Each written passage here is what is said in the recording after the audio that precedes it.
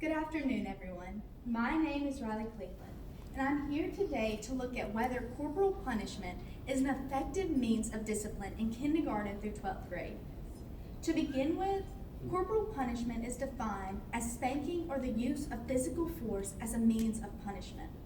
It became popular in the late 19th and 20th century, and it is now used in 19 states, including Mississippi. It is legal in Mississippi in grades K through 12, and it is a primary means of discipline in public schools. It was determined through my research that private schools independently establish their own punishment rules.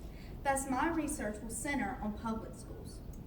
As a future teacher, I believe it is important to understand the consequences of corporal punishment so I can one day serve my students to the best of my abilities. So I took time to basically establish this research project. It is my goal to share with you the research I've gathered on whether corporal punishment is an effective means of discipline in kindergarten through 12th grade. First, it is imperative to understand where the history of corporal punishment began. It was a convenient approach to discipline since colonial times, but it became popular in the 19th century. In times past, corporal punishment was supported for legal doctrines. The Eighth Amendment is a legal doctrine that has been interpreted as a justification for the practice of corporal punishment, because some do not see this as a cruel or unusual punishment. On the other hand, for several decades, many organizations have been speaking up against this. In 1972, the American Civil Liberties Union and the American Orthopsychiatry Association teamed up to have a formal conference addressing corporal punishment and whether it is effective in the school system. Specifically at this time, only 2 states had banned corporal punishment, New Jersey and Massachusetts. The American Orthopsychiatry Association established the Task Force on Children's Rights as an attempt to gain formal rights for children. Furthermore, at this time, the National Education Association recommended that corporal punishment should be abolished. In 1977, the U.S. Supreme Court ruled in the Ingram versus Wright decision that corporal punishment was constitutional, leaving states to decide whether or not to allow it. Now, 29 states have banned corporal punishment, with 19, mostly in the South, still enforcing it. But Mississippi just recently banned the use of corporal punishment on disabled children. Now, as I've shared with you an overview of the effects of corporal punishment, now I will share with you my research. It was determined through my research that there are negative effects when corporal punishment is used as a disciplinary measure. These negative effects are mental illness, increased aggression, and discrimination.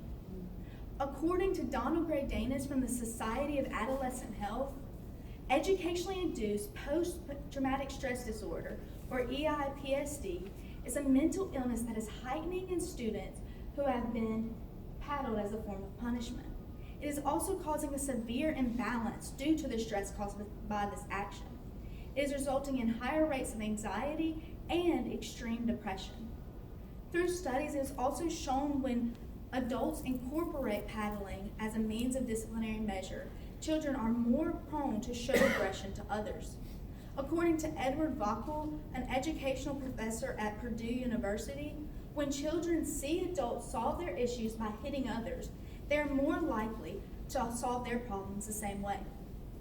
They are also likely to display operant aggression, in which they act out of spiteful behavior to get revenge on their punishment enforcers. Many believe that there's an imbalance in the justice of corporal punishment, and that people of certain race and gender are more susceptible to this act, causing a rise in discrimination. According to Elizabeth Gershoff from the Human Development and Family Sciences at the University of Texas, African Americans are 5 times more likely to be paddled than Caucasians. Boys as a whole are 5 or more times as likely to be paddled than are girls. Just to be fair though, my research did find that when corporal punishment is used as a disciplinary measure, it also has had positive effects. Corporal punishment is notable for creating better effects like more respect for authority, better control in the classroom, and a well-behaved student. As well as advocating against corporal punishment, Gray Danis also offered positive effects in his research, and he believes that through consistent disciplining, children are more likely to know what to expect from authority and to know what is expected of them, resulting in a more intimate sense of respect. He also determined that when children are grown up with being spanked, more parents allow this in the school system. Through fear of consequence, teachers are able to control their students and facilitate a controlled environment. According to Stephanie Hicks Paz, an assistant professor of social work at Austin Peay State University, not only are children likely to obey authority and to listen to authority, they are also proven to practice better self-discipline, resulting in a well-behaved student. In closing, corporal punishment is a long and complicated debate with no clear answers. Through my research, it was determined that many people find this as an effective means of discipline, and there are many people who do not.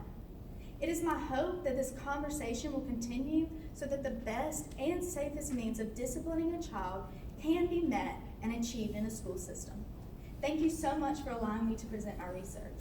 Please reach out to me if you have any questions. Thanks again.